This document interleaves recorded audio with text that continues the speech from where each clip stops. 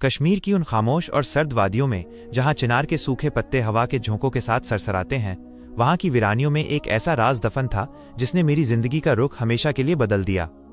वो शाम मेरी जिंदगी की दूसरी तमाम शामों जैसी हरगिज नहीं थी। उस मनहूस और तिलिस्मी शाम ने मेरे मुकद्दर की लकीरों को एक नई इबारत दे दी थी। मैं ज़ोहेब अपनी तन्हाई के साथ कश्मीर के एक ऐसे हिस्से में रहता था जहां आबादी का नामो निशान बहुत कम था। मेरे वालिदैन के इंतकाल के बाद मैं अपनी दादी के साए में पला बढ़ा, मगर पिछले 10 सालों से वो साया भी मेरे सर से उठ चुका था। अब मैं था मेरा ये पुराना लकड़ी का मकान और चारों तरफ फैला हुआ वो घना खौफनाक जंगल जिसे लोग सयाह जंगल के नाम से जानते थे। मैं शहर में एक लकड़ी के कारखाने में मजदूरी करता और हर रोज मगरिब की अजान से पहले अपने घर लौट आता था, मगर उस रोज कारखाने में काम का बोझ ज्यादा था, जिसकी वजह से सूरज ढलने के काफी देर बाद मुझे वापसी की राह लेनी पड़ी। अंधेरा अपनी काली चादर पूरी वादी पर फैला चुका था। जंगल के उस रास्ते पर जहां दिन में भी सूरज की किरणें मुश्किल से जमीन को छू पाती थीं, अब वहां गहरा सन्नाटा और घुप अंधेरा छाया हुआ था। सर्द हवाएं जिस्म को चीरने वाली थीं और मैं अपने फेरन को कसकर लपेटे हुए तेज कदमों से घर की तरफ बढ़ रहा था। मेरे जूतों के नीचे सूखे पत्तों के टूटने की आवाज उस सन्नाटे में किसी धमाके जैसी लग रही थी। दिल में एक अजीब सा खौफ था, जैसे कोई अनदेखी निगाह मेरा पीछा कर रही हो। अभी मैं जंगल के बीचों बीच पहुंचा ही था कि अचानक मेरी नजर एक अजीबोगरीब मंजर पर पड़ी। रास्ते से कुछ दूरी पर एक पुराने और विशाल चिनार के पेड़ की जड़ के पास एक नीली और रूहानी रोशनी जगमगा रही थी। वो रोशनी किसी जुगनू या आग की नहीं थी, बल्कि उसमें एक अजीब सी कशिश और ठंडक थी। पहले तो मेरे कदम ठिठक गए। अक्ल ने कहा कि भाग जा, ये इंसानों की दुनिया की चीज नहीं है। मगर दिल में एक अजीब सी बेचैनी उठी, जैसे वो रोशनी मुझे पुकार रही हो। मैं न चाहते हुए भी उस रोशनी की तरफ खिंचा चला गया। जैसे जैसे मैं करीब पहुंचा, मेरी आंखों ने जो देखा उस पर यकीन करना नामुमकिन था। वहां उस पेड़ के नीचे गीली मिट्टी और पत्तों के बीच एक बेहद खूबसूरत लड़की बेसुध पड़ी थी। उसके जिस्म से ही वो नीली आभा निकल रही थी जो अंधेरे को चीर रही थी। उसका लिबास, जो आसमानी रंग का और बेहद कीमती रेशम जैसा लग रहा था, जगह जगह से फट चुका था और उस पर मिट्टी के धब्बे लगे थे। उसका चेहरा इतना नूरानी था जैसे 14वीं का चांद जमीन पर उतर आया हो, मगर उस मासूम चेहरे पर दर्द और खौफ की लकीरें साफ थीं। मैंने डरते डरते उसे आवाज दी, सुनिए, कौन है आप? मगर कोई जवाब नहीं आया। उसकी सांसें चल रही थीं, मगर बहुत उखड़ी हुई। मैंने महसूस किया कि उसके पैर मुड़े हुए थे और पीठ पर कुछ गहरे जख्म थे, जैसे वो आसमान से सीधे जमीन पर आ गिरी हो। उस बियाबान जंगल में उसे इस हाल में छोड़कर जाना मेरे ज़मीर को गवारा नहीं था। मैंने बिस्मिल्लाह कहकर उसे उठाने की कोशिश की। जैसे ही मैंने उसे अपनी बाहों में उठाया, मुझे हैरत का एक और झटका लगा। वो दिखने में जितनी नाजुक थी, उसका वजन उससे कहीं ज्यादा था। ऐसा लग रहा था जैसे मैं किसी इंसान को नहीं, बल्कि पत्थर की भारी मूरत को उठा रहा हूं। मगर उस वक्त सोचने का समय नहीं था। मैंने पूरी ताकत लगाकर उसे उठाया और तेज कदमों से अपने घर की जानिब चल पड़ा। मेरा घर वहां से तकरीबन 1.5 किलोमीटर दूर था और वो रास्ता तय करना उस रात मेरे लिए किसी इम्तिहान से कम न था। उसकी मौजूदगी से फिजा में एक अजीब सी खुशबू फैल गई थी, कस्तूरी और गुलाब की मिली जुली महक जो इस दुनिया की नहीं लगती थी। घर पहुंचकर मैंने उसे बाहर बने चबूतरे पर लिटाया और जल्दी से ताला खोलकर अंदर ले गया।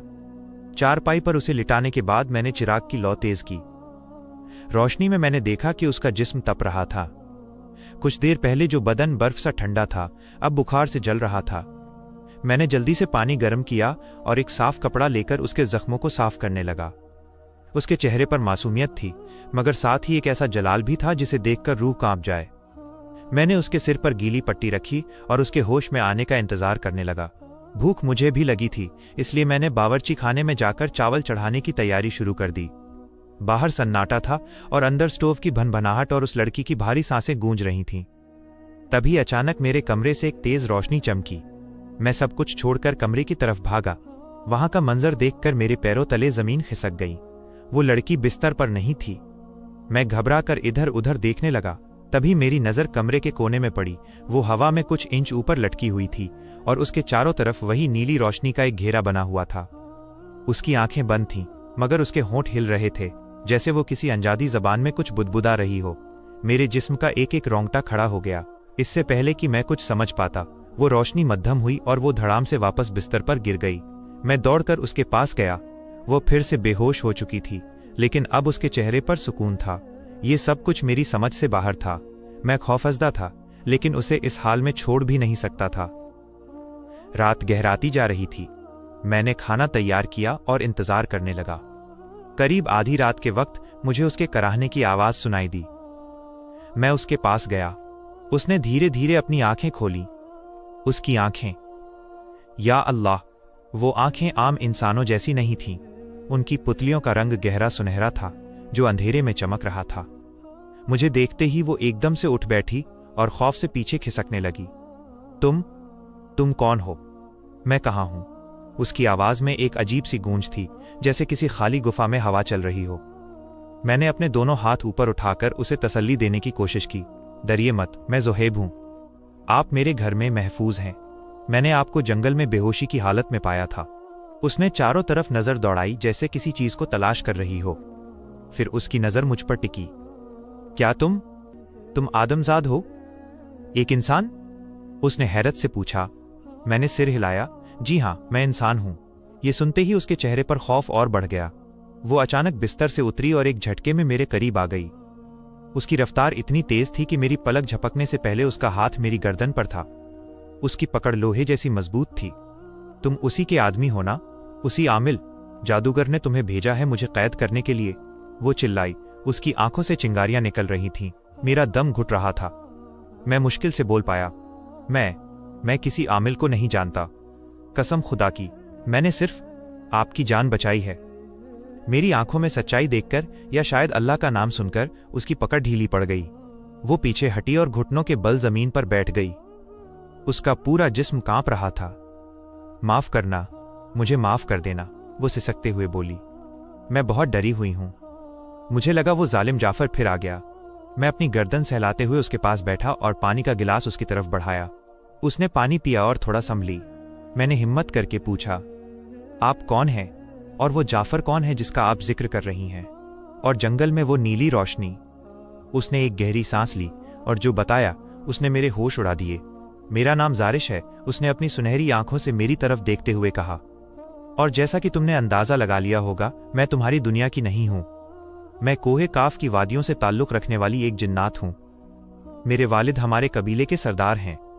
ये सुनते ही मेरे बदन में सहरन दौड़ गई। एक जिन्नजादी मेरे घर में। बचपन में दादी से परियों और जिन्नों की कहानियां सुनी थीं, लेकिन आज हकीकत मेरे सामने बैठी थी। जारिश ने आगे बताया, मैं अपने कबीले के साथ सैर पर निकली थी, लेकिन रास्ता भटककर तुम्हारी इस वादी में आ गई। यहां एक बहुत बड़ा और ताकतवर आमिल रहता है, बाबा जाफर। उसे जिन्नात को कैद करने का शौक है। उसने मुझे देख लिया और मुझ पर सिफली इल्म, काला जादू का वार किया। उसका जादू मुझे जकड़ रहा था। मेरी शक्तियां खत्म हो रही थीं। मैं अपनी जान बचाकर वहां से उड़ी, लेकिन उसकी चोट इतनी गहरी थी कि मैं उस जंगल में गिर पड़ी और बेहोश हो गई।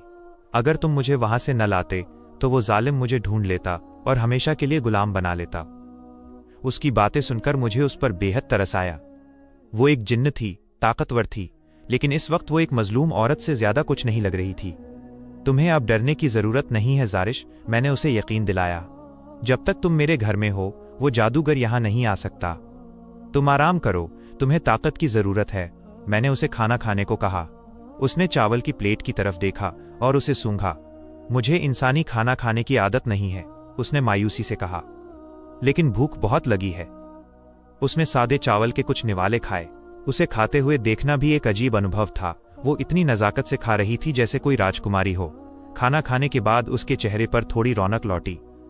पूरी रात मैं उसके पास कुर्सी पर बैठा रहा, ये सोचकर कि कहीं वो फिर से गायब न हो जाए या उसकी तबीयत बिगड़ न जाए। वो सो गई थी, लेकिन नींद में भी वो चौंक उठती थी। सुबह की अजान के साथ मेरी आंख खुली। मैंने देखा जारिश अभी भी सो रही थी। मुझे काम पर जाना था। अगर आज भी छुट्टी करता तो मालिक मुझे नौकरी से निकाल देते और फिर जारिश की दवा दारू और खाने का इंतजाम कैसे होता। मैंने वजू किया, नमाज पढ़ी और उसके जागने का इंतजार किया। जब वो जागी तो मैंने उसे बताया, जारिश, मुझे काम पर जाना होगा, शाम तक लौटूंगा। तुम घर के अंदर ही रहना और दरवाजा मत खोलना। ये सुनते ही वो बच्चों की तरह मचल गई। नहीं, मुझे अकेला छोड़कर मत जाओ। उसने मेरा हाथ पकड़ लिया। उसका हाथ बहुत ठंडा था। अगर वो जाफर यहां आ गया तो वो मेरी खुशबू सूंघते हुए यहां तक पहुंच जाएगा। मैं अभी बहुत कमजोर हूं, अपनी हिफाजत नहीं कर पाऊंगी। प्लीज ज़ुहैब, मत जाओ।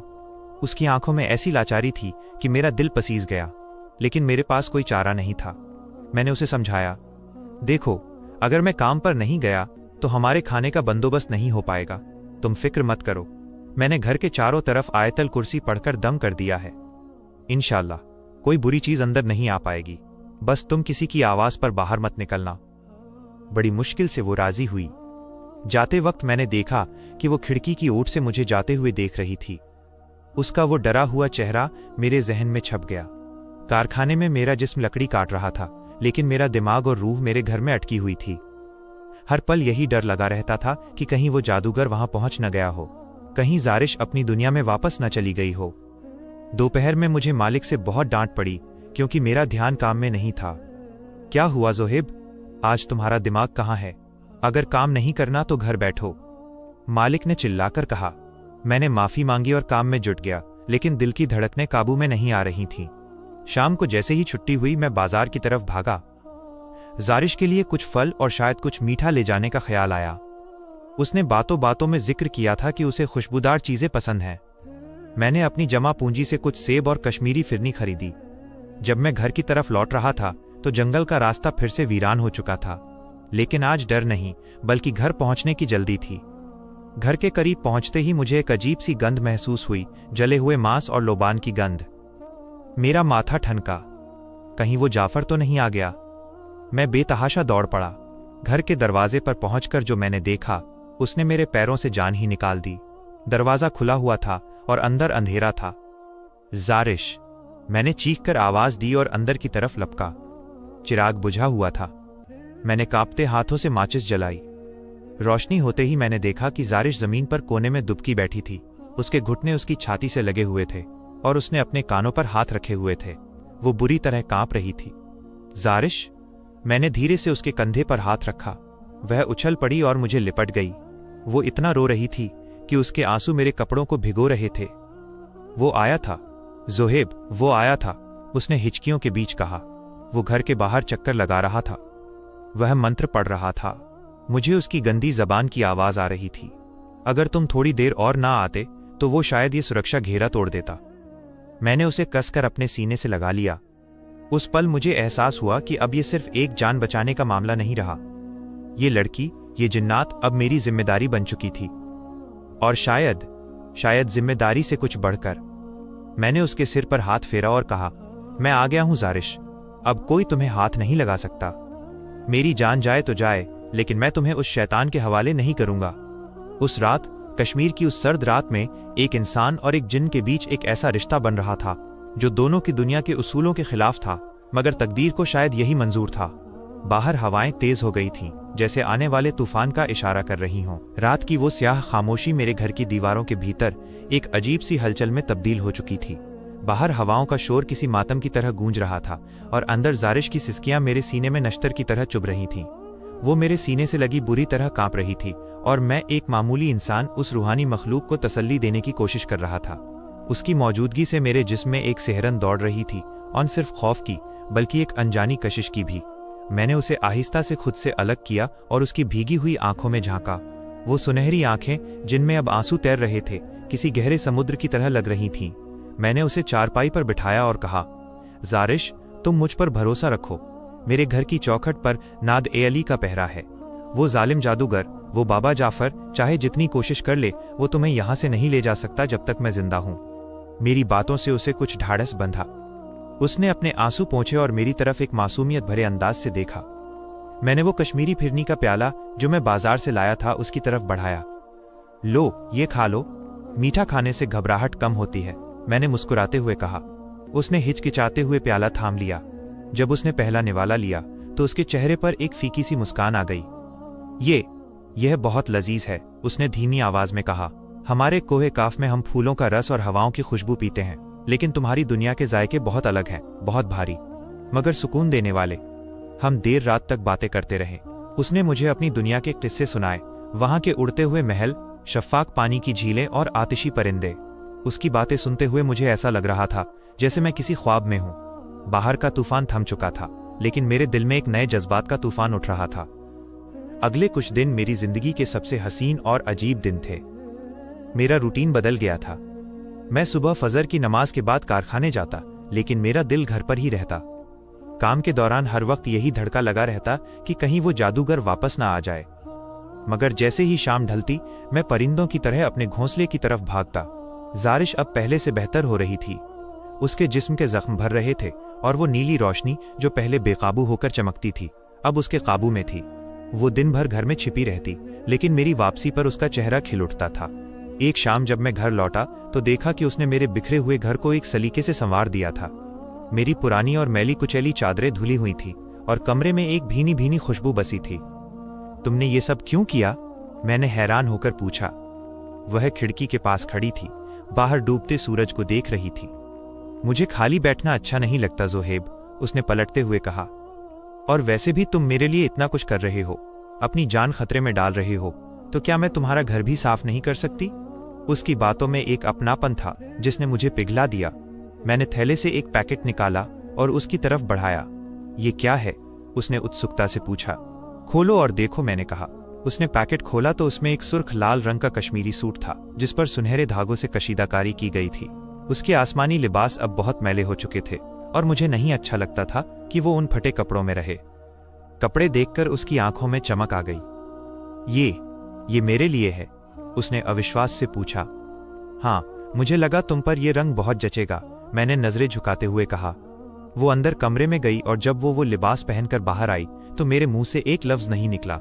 वो उस लाल जोड़े में कयामत ढा रही थी। उसके खुले बाल, वो सुर्ख रंग और उसकी वो तिलिस्मी खूबसूरती, ऐसा लग रहा था जैसे जन्नत की कोई हूर मेरे गरीब खाने में उतर आई हो। वो शर्माते हुए मेरे सामने खड़ी थी। कैसी लग रही हूं? उसने पूछा। बेमिसाल, मेरे मुंह से बस इतना ही निकला। उस पल हम दोनों के बीच खामोशी थी, मगर वो खामोशी हजारों शब्दों से ज्यादा भारी थी।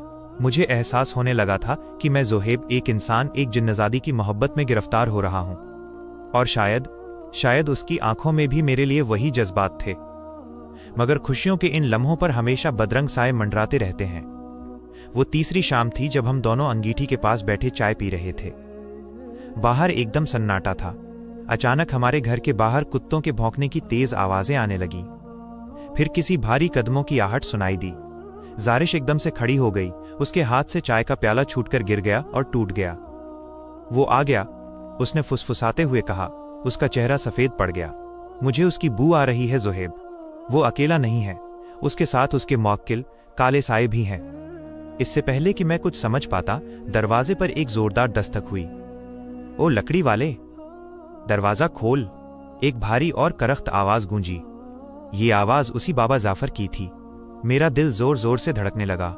मैंने जारिश की तरफ देखा, वो खौफ से कांप रही थी। छिप जाओ जल्दी, मैंने कहा। नहीं, उसने मेरा हाथ पकड़ लिया। छिपने का कोई फायदा नहीं है। वह जानता है मैं यही हूं। मेरी खुशबू, मेरी जिन्नाती खुशबू मुझे धोखा दे रही है। वह उसे सूंघते हुए यहां तक पहुंचा है। दस्तक और तेज हो गई। दरवाजा खोल वरना हम आग लगा देंगे। बाहर से धमकी मिली। मेरे पास सोचने का वक्त नहीं था। जारिश ने अचानक मेरी तरफ देखा। उसकी आंखों में एक अजीब सा फैसला था। ज़ोहेब, मुझे माफ करना, उसने कहा, और इससे पहले कि मैं कुछ पूछता वो मेरे बेहद करीब आ गई। उसने अपनी बाहें मेरे गले में डाल दी और अपने पूरे वजूद को मुझसे चिपका लिया। मैं सन्न रह गया। यह क्या कर रही हो? मैंने घबराकर पूछा। खामोश रहो, उसने मेरे कान में फुसफुसाया। मुझे अपनी खुशबू को तुम्हारी इंसानी खुशबू में मिलाना होगा। अगर हमारी महक एक हो गई तो वो कंफ्यूज हो जाएगा। वो पहचान नहीं पाएगा कि अंदर कोई रूहानी ताकत है या सिर्फ एक इंसान। उसका जिस्म मेरे जिस्म से एकदम सटा हुआ था। उसकी धड़कनें मेरी धड़कनों से मिल रही थीं। एक अजीब सी गर्मी, एक करंट सा मेरे बदन में दौड़ गया। हम कुछ पल उसी तरह एक दूसरे में सिमटे रहे, जैसे दो रूहें एक हो रही हों। तभी दरवाजा लगभग टूटने की कगार पर आ गया। जारिश ने मुझे छोड़ा, लेकिन अब उसका हुलिया बदल चुका था। वो नूरानी जिन्नज़ादी नहीं लग रही थी, बल्कि एक आम कश्मीरी औरत लग रही थी। उसने अपने सिर पर दुपट्टा ओढ़ लिया और घूंघट कर लिया। जाओ, दरवाजा खोलो, उसने मजबूती से कहा। मैं लपका और दरवाजा खोला। सामने बाबा जाफर खड़ा था, काली दाढ़ी, आंखों में सुरमा और हाथ में एक अजीब सी लाठी जिस पर जानवरों की खोपड़ियां लटकी थीं। उसके पीछे दो और आदमी थे जो मशाले लिए हुए थे। इतनी देर क्यों लगाई बेवकूफ? जाफर ने मुझे धक्का देते हुए अंदर घुसने की कोशिश की। और ये बदबू कैसी है? उसने हवा में नाक से कोड़ी। मैं उसके रास्ते में खड़ा हो गया। आप कौन हैं और मेरे घर में इस वक्त क्या कर रहे हैं? मैंने कड़क आवाज में पूछा, हालांकि अंदर से मैं डरा हुआ था। मैं वो हूं जिससे हवाएं भी पनाह मांगती हैं, जाफर ने गुर्राते हुए कहा। मुझे खबर मिली है कि तूने यहां एक बला को, एक डायन को छिपा रखा है। वो जंगल से आई है, उसे हमारे हवाले कर दे, वरना तेरा अंजाम बहुत बुरा होगा। कैसी बला? कैसी डायन? मैंने अनजान बनते हुए कहा। यहां मैं हूं और मेरी बेगम है। हम अभी सो रहे थे कि आपने आकर तमाशा खड़ा कर दिया। बेगम? जाफर की आंखें सिकुड़ गईं। उसने मेरी तरफ और फिर पीछे खड़ी घूंघट वाली औरत की तरफ देखा। तेरी शादी कब हुई? गांव में तो किसी को खबर नहीं। पिछले महीने ही निकाह हुआ है शहर में, मैंने झूठ बोला, दुआ करते हुए कि मेरी आवाज न कांपे। मेरी बेगम बीमार है, इसलिए हम किसी से मिलते नहीं। जाफर ने एक कुटिल मुस्कान के साथ मेरी तरफ देखा और फिर जारिश की तरफ बढ़ा। वो उसके चारों तरफ घूमने लगा, जैसे कोई शिकारी अपने शिकार को जांच रहा हो। वह अपनी लाठी जमीन पर पटकता और मंत्र पढ़ता। जारिश अपनी जगह बुत बनी खड़ी थी, सिर झुकाए हुए। जाफर ने अपनी नाक सिकोड़ी और जारिश के बेहद करीब जाकर सूंघने की कोशिश की। मेरा खून खौल उठा। पीछे रहिए, मैं चिल्लाया और जाफर के सामने आ गया। मेरी इज्जत पर नजर डालने की कोशिश मत करना, वरना मैं भूल जाऊंगा कि तुम कोई बाबा हो या बुजुर्ग। जाफर मेरी आंखों में देख रहा था, फिर उसने जारिश की तरफ देखा। वह बुदबुदाया। इंसानी बू, सिर्फ इंसानी बू आ रही है। अगर वो जिन्न होती तो अब तक मेरी लाठी जल उठती। वो पलटा और मेरे चेहरे पर अपनी घिनौनी सांसें छोड़ते हुए बोला, लगता है मेरी इल्म में कोई चूक हुई, या शायद वो छलावा कहीं और निकल गया। उसने एक बार फिर कमरे का जायजा लिया और फिर अपने साथियों से बोला, चलो, यहां सिर्फ 2 फकीर हैं। जाते जाते वो रुका और बोला, अगर जंगल में कोई नीली रोशनी या खूबसूरत लड़की दिखे तो सीधे मेरे पास आना। वह मौत है, मौत। उनके जाते ही मैंने दरवाजा बंद किया और कुंडी लगाकर वहीं जमीन पर बैठ गया। मेरी सांसें फूल रही थीं। जारिश ने अपना घूंघट हटाया। उसके चेहरे पर पसीने की बूंदें थीं और वो भी बुरी तरह हाँफ रही थीं। वो चला गया? उसने पूछा। हाँ, वो चला गया, मैंने जवाब दिया। वो दौड़कर मेरे पास आई और मेरे सामने घुटनों के बल बैठ गई। तुमने मेरे लिए अपनी जान खतरे में डाल दी।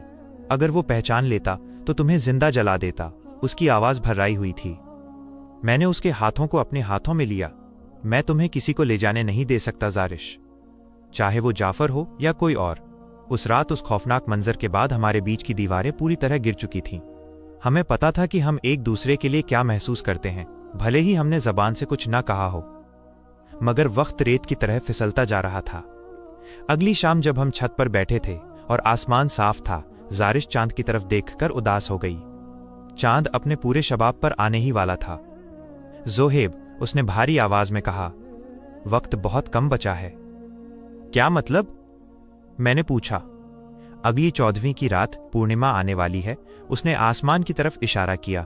उस रात हमारे और तुम्हारी दुनिया के बीच का दरवाजा खुलता है। अगर मैं उस रात वापस न जा सकी तो मुझे हमेशा के लिए अपनी शक्तियां खोनी पड़ेंगी और मैं इसी दुनिया में कैद होकर रह जाऊंगी, एक साये की तरह। और अगर मैं यहां रही तो जाफर मुझे आज नहीं तो कल ढूंढ ही लेगा। मेरे कबीले वाले उस रात मुझे लेने आएंगे। मुझे उस पहाड़ी की चोटी पर जाना होगा जहां से मैं आई थी। मेरा दिल बैठ गया। तो तुम चली जाओगी हमेशा के लिए? मेरी आवाज लड़खड़ा गई। उसने मेरी तरफ देखा। उसकी सुनहरी आंखों में बेपनाह मोहब्बत और दर्द था। मैं जाना नहीं चाहती जोहेब। तुम्हारी दुनिया की मिट्टी में, तुम्हारे इस छोटे से घर में मुझे जो सुकून मिला है वो मुझे मेरे कोहे काफ के महलों में भी नहीं मिला। लेकिन मेरा यहां रहना तुम्हारी मौत का सबब बन सकता है। जाफर हार नहीं मानेगा। वो वापस आएगा और अगली बार वो धोखे में नहीं आएगा। एक सन्नाटा हम दोनों के बीच पसर गया। जुदाई का डर मौत के डर से भी बड़ा होता है, ये मुझे आज समझ आ रहा था। अभी कितने दिन बाकी हैं? मैंने पूछा। सिर्फ 2 दिन, उसने कहा। 2 दिन बाद जब चांद पूरा होगा मुझे जाना होगा। 2 दिन, सिर्फ 48 घंटे। मेरे पास अपनी मोहब्बत के साथ जीने के लिए सिर्फ चंद पल बचे थे। मैंने फैसला कर लिया कि इन 2 दिनों को मैं अपनी पूरी जिंदगी की यादों में बदल दूंगा। हम अगले दिन जंगल के उस हिस्से में गए जहां एक पुराना झरना बहता था। वो खुश थी। उसने मुझे दिखाया कि कैसे वो पानी को अपनी उंगलियों के इशारे से नचा सकती है। उसने मुझे हवा में तैरना सिखाने की कोशिश की। हम हंसे, हम मुस्कुराए, जैसे दुनिया की कोई फिक्र न हो।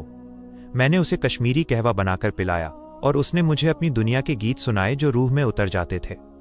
लेकिन जैसे जैसे पूर्णिमा की रात करीब आ रही थी, फिजा में तनाव बढ़ता जा रहा था। मुझे नहीं पता था कि जाफर अभी भी हम पर नजर रखे हुए है या नहीं, लेकिन मेरा दिल कह रहा था कि ये खामोशी किसी बड़े तूफान का पेशखेमा है। आखिरी शाम जब हम घर में तैयारी कर रहे थे, जारिश अचानक रुक गई। उसका चेहरा सख्त हो गया। क्या हुआ? मैंने पूछा। वे आ रहे हैं, उसने कहा, लेकिन इस बार उसकी आवाज में डर नहीं बल्कि एक अजीब सी जंग की ललकार थी। लेकिन इस बार सिर्फ जाफर नहीं है, मेरे कबीले के लोग भी करीब हैं। लेकिन जाफर ने पूरे जंगल को एक काले घेरे में बांध दिया है। वो मुझे उस पहाड़ी तक पहुंचने नहीं देना चाहता। मैंने अपनी कुल्हाड़ी उठाई, वही जिससे मैं लकड़ियां काटता था। तो हम लड़ेंगे, मैंने कहा। मैं तुम्हें उस पहाड़ी तक पहुंचाकर रहूंगा, चाहे जो हो जाए। जारिश ने मुझे रोका और मेरी आंखों में देखा। रास्ता आसान नहीं होगा ज़ोहेब, आज की रात खून की रात होगी। क्या तुम सच में एक जिन्न के लिए अपनी इंसानी जान दांव पर लगाओगे? मैंने उसके माथे को चूमा और कहा, मेरी जान तुम में बसती है जारिश। चलो। हम घर से निकले। आसमान में पूरा चांद चमक रहा था, लेकिन जमीन पर अंधेरे साए रेंग रहे थे। जंगल आज खामोश नहीं था, वो चीख रहा था। हर पेड़ के पीछे, हर झाड़ी के पीछे खतरा महसूस हो रहा था। हमें उस ऊंची पहाड़ी तक पहुंचना था जो यहां से 3 मील दूर थी, और हमारे और उस मंजिल के बीच बाबा जाफर और उसकी शैतानी ताकतें इंतजार कर रही थीं। सफर शुरू हो चुका था, इश्क और जंग का सफर, जिसका अंजाम क्या होगा ये खुदा ही जानता था। 14वीं का चांद आसमान के सीने पर किसी चांदी के तश्तरी की तरह चमक रहा था, मगर उसकी दूधिया रोशनी में भी जंगल का अंधेरा और गहरा होता जा रहा था। हवाओं में एक अजीब सी सरसराहट थी, जैसे हजारों अनदेखी रूहें हमारे इर्द गिर्द कानाफूसी कर रही हों। हम दोनों, मैं और जारिश, उस पथरीले रास्ते पर बेतहाशा भाग रहे थे जो पहाड़ी की चोटी की तरफ जाता था। मेरे हाथ में वही कुल्हाड़ी थी और दूसरे हाथ में जारिश का सर्द और नाजुक हाथ। उसकी सांसें उखड़ रही थी और उसका जिस्म रह रहकर नीली रोशनी में चमक उठता था, जो इस घने अंधेरे में हमारी मौजूदगी का ऐलान कर रही थी। मुझे डर था कि ये रोशनी कहीं हमारी मौत का परवाना न बन जाए, लेकिन जारिश बेबस थी। पूर्णिमा की रात उसका जिस्म उसकी रूहानी ताकतों को काबू नहीं कर पा रहा था। ज़ोहेब, तेज चलो, वे करीब हैं, जारिश ने हाँफते हुए कहा। उसकी आवाज में एक ऐसी दहशत थी जिसे मैंने पहले कभी महसूस नहीं किया था। जाफर ने अपनी काली छायाएं छोड़ दी हैं, मुझे उनकी मौजूदगी महसूस हो रही है। हम जंगल के एक ऐसे हिस्से में थे जहां झाड़ियां इतनी घनी थीं कि कपड़े कांटों से उलझकर फट रहे थे, मगर रुकने का सवाल ही नहीं था। पहाड़ी की चोटी अब कुछ ही कदमों की दूरी पर थी। वही वो जगह थी जहां से आसमान का दरवाजा खुलने वाला था, जहां से जारिश को अपने वतन कोहे काफ वापस लौटना था। अचानक फिजा में एक तेज गंध फैली, सड़े हुए गोश्त और जलते हुए लोबान की वही मनहूस बदबू। इससे पहले कि हम कुछ समझ पाते, हमारे चारों तरफ जमीन से काली धुंध उठने लगी। वो धुंध दीवारों की तरह ऊपर उठी और उसने हमें एक घेरे में कैद कर लिया। कहां भाग रहे हो मेरे कबूतरों? अंधेरे से वही करख्त और डरावनी आवाज गूंजी। धुंध छटी और सामने बाबा जाफर खड़ा था। आज वो अकेला नहीं था, उसके पीछे 7-8 अजीबोगरीब आकृतियां खड़ी थीं, आधे इंसान और आधे जानवर जैसे दिखने वाले उसके शैतानी चेले। उनकी आंखों में लाल अंगारे धधक रहे थे। जाफर के हाथ में एक खोपड़ी थी जिसमें से काला धुआं निकल रहा था। वो अपनी घिनौनी हंसी हंसा। मैंने कहा था ना, मेरी पकड़ से बचना नामुमकिन है। ये जंगल मेरा है और इसमें भटकने वाली हर रूह मेरी गुलाम है। जारिश मेरे पीछे छिप गई, उसका पूरा वजूद थर थर कांप रहा था। मैंने अपनी कुल्हाड़ी कसकर पकड़ी और जाफर के सामने सीना तानकर खड़ा हो गया। पीछे हट जाओ जाफर, मैं चिल्लाया। मेरी आवाज में डर और गुस्से का मिला जुला तूफान था। जब तक मैं जिंदा हूं तुम इसे हाथ भी नहीं लगा सकते। जाफर ने एक हिकारत भरी नजरों से मुझे देखा। एक मामूली इंसान, एक कीड़ा मुझे चुनौती दे रहा है। उसने अपना हाथ हवा में उठाया और कुछ मंत्र बुदबुदाया। उसकी हथेली से एक काली बिजली निकली और सीधे मेरी छाती से टकराई। मुझे ऐसा लगा जैसे किसी ने हथौड़े से मेरे सीने पर वार किया हो। मैं कई फुट दूर जाकर गिरा और मुंह से खून का फव्वारा फूट पड़ा। ज़ोहेब, जारिश चीखी और मेरी तरफ लपकी, लेकिन जाफर ने दूसरा इशारा किया। जमीन से काली जंजीरें निकलीं और उन्होंने जारिश के पैरों और हाथों को जकड़ लिया। वो हवा में अधर लटक गई, तड़पने लगी। छोड़ दो उसे, मैं दर्द से कराहते हुए रेंगने की कोशिश कर रहा था, लेकिन मेरा शरीर सुन्न पड़ चुका था। जाफर जारिश के करीब गया। जारिश की नीली रोशनी अब मध्यम पड़ रही थी और जाफर की काली ताकत उसे निगलने को तैयार थी। बहुत खूबसूरत है तू, जाफर ने उसकी ठुड्डी को अपनी गंदी उंगलियों से छूते हुए कहा। तेरी ताकत से मैं दुनिया पर राज करूंगा। आज की रात तेरी आखिरी रात है एक आजाद जिन के तौर पर। अब तू मेरी गुलाम बनेगी। जारिश रो रही थी, लेकिन अपनी जान के लिए नहीं बल्कि मेरी तरफ देखकर। जोहेब, भाग जाओ प्लीज, वो सिसक रही थी। मेरे अंदर का खून खौल उठा। एक अजीब सा जुनून मेरे ऊपर सवार हुआ। मोहब्बत की ताकत शायद जादू से बड़ी होती है। मैंने अपनी पूरी जान लगाकर उस अदृश्य बोझ को धकेला और लड़खड़ाते हुए खड़ा हो गया। मैंने अपनी कुल्हाड़ी उठाई और जाफर की तरफ दौड़ पड़ा। मैंने कहा था उसे छोड़ दे। जाफर पलटा, हैरान था कि मैं अभी भी जिंदा कैसे हूं। इससे पहले कि वो कोई मंत्र पढ़ता, मैंने अपनी कुल्हाड़ी उसके कंधे पर दे मारी। वो चीखा, लेकिन तभी उसके चेलों ने मुझे दबोच लिया। उन्होंने मुझे जमीन पर पटक दिया और लातों घूंसों से मारने लगे। मेरी आंखों के सामने अंधेरा छाने लगा। मैं बस जारिश को देख रहा था, जो जंजीरों में जकड़ी आसमान की तरफ देख रही थी। चांद अब ठीक हमारे सर के ऊपर आ चुका था। उसकी रोशनी इतनी तेज हो गई थी कि आंखें चुंधिया रही थीं। तभी जारिश ने अपनी पूरी ताकत बटोरकर एक ऐसी चीख मारी जिसने जंगल के सन्नाटे को चीर दिया। वो चीख दर्द की नहीं, बल्कि एक पुकार थी अपनी कौम को, अपने खून को। अब्बाजान, उसकी आवाज आसमान में गूंज गई। अचानक हवा रुक गई। जंगल के जानवर खामोश हो गए। जाफर के चेले जो मुझे मार रहे थे रुक गए और आसमान की तरफ देखने लगे। चांद के बीचों बीच से एक गहरा शगाफ दरार खुला। उस दरार से ऐसी तेज हरी और सुर्ख रोशनी निकली कि रात दिन में बदल गई। बादलों की गरज जैसी आवाज के साथ आसमान से आग के गोले बरसने लगे। मैंने धुंधली आंखों से देखा कि उन गोलों में से विशालकाय साए जमीन पर उतर रहे थे। वे जिन्नात थे, कद में इंसानों से दोगुने, चेहरों पर शाही जलाल और हाथों में आग की तलवारें। सबसे आगे एक बेहद रोबदार और बुजुर्ग जिन्न था, जिसका लिबास सुनहरी आग का बना हुआ लग रहा था। ये जारिश के वालिद जिन्नात के सरदार थे। उनके जमीन पर कदम रखते ही धरती हिल गई। किसकी मजाल हुई मेरी बेटी को छूने की। उनकी आवाज बिजली की कड़क जैसी थी। बाबा जाफर, जो अब तक अपनी ताकत के नशे में चूर था, अब थर थर कांप रहा था। उसकी काली जंजीरें टूटकर बिखर गईं और जारिश आजाद होकर जमीन पर गिर पड़ी। सरकार, रहम, मुझे माफ कर दें। जाफर गिड़गिड़ाने लगा, पीछे हटते हुए। लेकिन जिन्नात के सरदार की आंखों में रहम की कोई जगह नहीं थी। तूने अशरफुल मखलूकात इंसान और नादाद जिन्न के उसूलों को तोड़ा है। तूने मेरी बेटी की पाकीज़गी पर अपनी गंदी नजर डाली है। तेरा अंजाम इबरतनाक होगा। सरदार ने अपना हाथ उठाया। आसमानी बिजली सीधे जाफर के ऊपर गिरी। वो चीखा और देखते ही देखते उसका शरीर राख के ढेर में बदलने लगा। उसके चेले जो भागने की कोशिश कर रहे थे, उन्हें जिन्नात की फौज ने हवा में ही पकड़ लिया और धुएं में बदल दिया। कुछ ही पलों में जाफर का नाम और निशान मिट चुका था।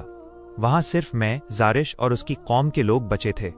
जारिश दौड़कर मेरे पास आई, मेरा सिर अपनी गोद में रख लिया। जोहेब, आंखें खोलो जोहेब। उसके आंसुओं की बूंदें मेरे चेहरे पर गिर रही थीं, जो किसी मरहम से कम नहीं थीं। सरदार जिन्न हमारे पास आए। उन्होंने मुझे गौर से देखा। उनकी नजरों में गुस्सा नहीं, बल्कि एक अजीब सा सम्मान था। तो ये है वो आदमजाद जिसने अपनी जान की परवाह किए बिना हमारी बेटी की हिफाजत की? उन्होंने भारी आवाज में पूछा। जारिश ने सिर हिलाया। जी अब्बा जान, अगर ये न होते तो मैं कभी जिंदा न बचती। इन्होंने अपनी दुनिया, अपने लोगों से लड़कर मुझे बचाया है। सरदार ने मेरे सिर पर हाथ रखा। एक ठंडी लहर मेरे जिस्म में दौड़ गई और मेरा सारा दर्द, सारे जख्म पल भर में गायब हो गए। मैं उठकर बैठ गया, बिल्कुल भला चंगा। सरदार ने कहा, ए इंसान, हम जिन्नात किसी का एहसान नहीं रखते। तूने जो किया वो फरिश्तों वाला काम है। मांग, क्या मांगता है? दुनिया की दौलत, शोहरत, ताकत? मैंने जारिश की तरफ देखा। उसकी आंखें झुक गईं। मुझे पता था कि अब जुदाई का वक्त आ गया है। मैंने सरदार से कहा, मुझे कुछ नहीं चाहिए सरकार, बस आपकी बेटी सही सलामत अपने घर पहुंच जाए, मेरे लिए यही काफी है। मेरी बात सुनकर सरदार की आंखों में भी नमी आ गई। उन्होंने कहा, बेशक इंसान मिट्टी का बना है, मगर इसका दिल सोने का है। अब विदाई की घड़ी थी। आसमान में वो दरवाजा बंद होने वाला था। जारिश मेरे सामने खड़ी थी। हम दोनों खामोश थे, क्योंकि कोई भी शब्द हमारे दर्द को बयां नहीं कर सकता था। उसने मेरा हाथ थामा और कहा, मैं जा रही हूं जोहेब, मगर याद रखना, जब तक ये चांद रहेगा मेरी यादें तुम्हारे साथ रहेंगी। तुमने मुझे मोहब्बत का मतलब सिखाया है। मत जाओ। मेरा दिल चीखा, मगर होंठों से निकला, अपना ख्याल रखना जारिश। खुदा हाफिज। उसने झुककर मेरे माथे को चूमा। उसका स्पर्श एक ठंडी हवा के झोंके जैसा था। फिर वो धीरे धीरे हवा में ऊपर उठने लगी। अपने वालिद और बाकी जिन्नात के साथ वो उस रोशनी के दरिया में समा गई। जाते जाते उसने एक आखिरी बार पीछे मुड़कर देखा। उसकी आंखों में आंसुओं का सैलाब था। और फिर आसमान का वो दरवाजा बंद हो गया। जंगल में फिर से वही सन्नाटा और अंधेरा छा गया। मैं वहां अकेला खड़ा था, खाली हाथ, खाली दिल। मेरी दुनिया जो कुछ दिनों के लिए जन्नत बन गई थी, अब फिर से वीरान हो चुकी थी। मैं घुटनों के बल बैठकर फूट फूट कर रोया। उस रात जंगल ने एक आशिक का मातम देखा। वक्त किसी के लिए नहीं रुकता, चाहे दिल कितना भी भारी क्यों न हो। जारिश के जाने के बाद मौसम बदले। कश्मीर की वादियों से बर्फ पिघली, चिनार के पत्ते हरे हुए और फिर सुर्ख हो गए। मगर मेरी जिंदगी में पतझड़ ठहर गया था। वो घर जो कभी जारिश की हंसी और खुशबू से महकता था, अब मुझे काटने को दौड़ता था। मैं कारखाने जाता, काम करता और बिना किसी से बात किए घर लौट आता। लोग कहते थे कि जोहेब पागल हो गया है, किसी साये के इश्क में मुब्तला है। वे सही कहते थे। मैं हर रोज शाम को उसी झील के किनारे, उसी जंगल में जाकर घंटों बैठा रहता जहां मैंने उसे आखिरी बार देखा था। मुझे हर आहट में उसके कदमों की आवाज सुनाई देती, हर हवा के झोंके में उसकी खुशबू महसूस होती। 3 महीने गुजर चुके थे। एक और पूर्णिमा की रात थी। मैं झील के किनारे पत्थर पर बैठा पानी में चांद का अक्स देख रहा था। दिल में एक अजीब सी कसक थी।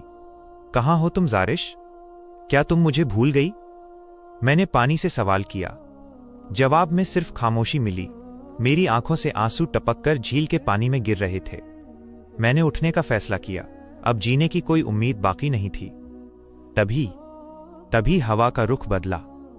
फिजा में अचानक वही जानी पहचानी खुशबू फैल गई, कस्तूरी और गुलाब की वही महक जिसने मेरी रूह को पहली बार जगाया था। मेरा दिल जोर से धड़कने लगा। क्या यह मेरा वहम है? मैंने पीछे मुड़कर देखा। वहां पेड़ों के झुरमुट के बीच वही नीली रोशनी जगमगा रही थी, और उस रोशनी के बीच से एक आकृति निकलकर मेरी तरफ आ रही थी। वो हवा में तैरती हुई आ रही थी। आसमानी रंग का वही लिबास, वही सुनहरी आंखें, वही नूरानी चेहरा। जारिश, मेरे मुंह से बेसाख्ता निकला। वो मेरे करीब आई और जमीन पर उतरी। इस बार वो कमजोर नहीं थी, बल्कि पूरे जलाल और नूर के साथ थी। वो मुस्कुरा रही थी। मैंने कहा था ना जोहेब, मोहब्बत 2 जहानों को मिला देती है। मैं दौड़कर उसके पास गया, लेकिन उसे छूने से डर रहा था कि कहीं ये ख्वाब न हो। उसने खुद आगे बढ़कर मेरा हाथ थाम लिया। उसका स्पर्श हकीकत था। तुम वापस आ गई? मैंने अविश्वास से पूछा। मैं अपनी दुनिया में खुश नहीं थी जोहेब, उसने मेरी आंखों में देखते हुए कहा। कोहे काफ की रंगीनियां मुझे फीकी लगने लगी थी। मेरे वालिद ने मेरी हालत देखी। उन्होंने कहा कि जिस इंसान ने तेरी जान बचाई वही अब तेरी जिंदगी है। उन्होंने मुझे इजाजत दे दी। तो अब तुम यहीं रहोगी मेरे साथ? मेरी खुशी का कोई ठिकाना नहीं था। जारिश ने ना में सिर हिलाया। ये दुनिया हम दोनों के लिए महफूज नहीं है जोहेब। यहां लोग, समाज और वक्त हमें जीने नहीं देंगे। मैं तुम्हें लेने आई हूं। क्या तुम मेरे साथ मेरी दुनिया, मेरे कोहे काफ चलोगे? वहां कोई दुख नहीं, कोई जुदाई नहीं, सिर्फ मैं और तुम। ये फैसला बड़ा था। अपनी दुनिया, अपनी पहचान, अपना सब कुछ छोड़ना था। लेकिन फिर मैंने उस खाली घर और वीरान जिंदगी के बारे में सोचा जो मैं उसके बिना जी रहा था। मेरे लिए मेरी दुनिया अब वही थी जहां जारिश थी। मैंने उसका हाथ कसकर पकड़ लिया। जहां तुम, वहां मैं। चलो, मुझे ले चलो। जारिश मुस्कुराई और उसने मुझे अपनी बाहों में भर लिया। हम जमीन से ऊपर उठने लगे। नीचे झील, जंगल और मेरा वो छोटा सा घर छोटा होता जा रहा था। हम बादलों को चीरते हुए सितारों की तरफ बढ़ रहे थे। कश्मीर की वादियों ने उस रात एक अजीब मंजर देखा। 2 टूटते हुए तारे आसमान की तरफ वापस जा रहे थे। मेरा इंसानी सफर खत्म हो चुका था और एक नई दास्तान शुरू हो रही थी। एक ऐसी दुनिया में जहां इश्क का कोई मजहब नहीं, कोई सरहद नहीं होती। और इस तरह एक लकड़हारा और एक जिन्नजादी हमेशा के लिए एक हो गए। अगर आपको ये कहानी पसंद आई हो तो लाइक जरूर करें। हमारे चैनल सबा की वॉइस को सब्सक्राइब करें और बेल आइकन दबाना न भूलें, ताकि अगली रहस्यमयी और रूहानी कहानी आप तक सबसे पहले पहुंचे। कमेंट में हमें ये जरूर बताएं आपका नाम क्या है और आप ये वीडियो किस शहर या देश से देख रहे हैं। हमें आपके जवाब का इंतजार रहेगा। आपके एक लाइक और कमेंट से हमें हौसला मिलता है कि हम और भी दिल छू लेने वाली कहानियां आपके लिए लाते रहें। अस्सलामु अलैकुम वरहमतुल्लाहि वबरकातुहू। फिर मिलेंगे एक नई कहानी के साथ। तब तक के लिए अल्लाह हाफिज।